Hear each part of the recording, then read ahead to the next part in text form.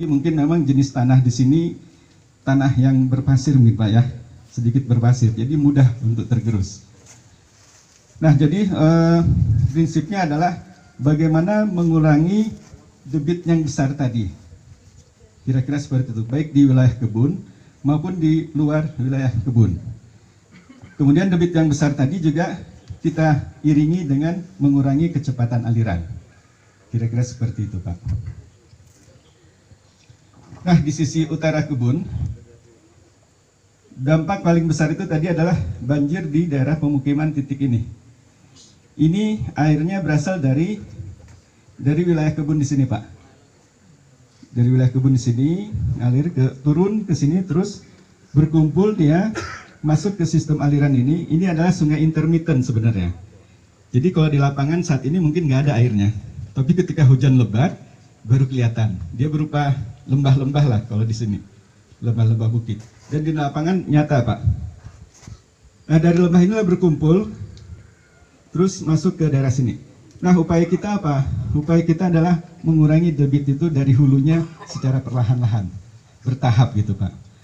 Jadi untuk wilayah sini kita bagi atas 4 sudetan. Kalau istilah kita sudetan atau saluran pengalih.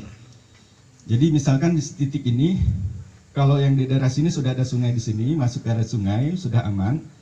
Untuk yang di titik sini, air hujan yang jatuh di daerah kebun kita ini kita tangkap dengan garis yang merah ini, Pak.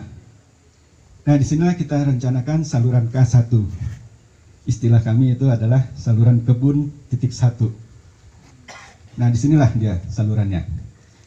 Jadi debit banjir yang di sini sudah kita tangkap di sini. Yang di bawah sini ini udah langsung masuk ke sungai.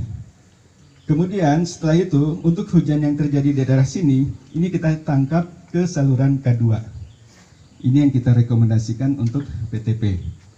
Jadi dari saluran K2 ini kita arahkan nanti aliran itu ke Bakuo yang di sisi utara, Pak. Selanjutnya di sini ada pemukiman PTP juga. Kita cicil lagi untuk hujan yang terjadi di sini yang turun kemari. Ini kita tangkap lagi di saluran K3 untuk kita arahkan ke Sungai Bakuo. Jadi debit itu perlahan-lahan kita kurangi. Nah, kemudian di titik saluran K4 ini juga terakhir kita kurangi untuk kita arahkan aliran ke utara. Nah, selama ini PTP 4 sebenarnya sudah melakukan upaya untuk mengurangi debit tadi ini dengan membangun saluran K4. Hanya saja karena dari hulunya debit itu belum dikurangi, sehingga di sini sudah pernah dia lakukan upaya membangun bendung atau istilah di sini RORA gitu ya. RORA dengan membangun tanggul di sungai ini, sungai intermittent ini tadi.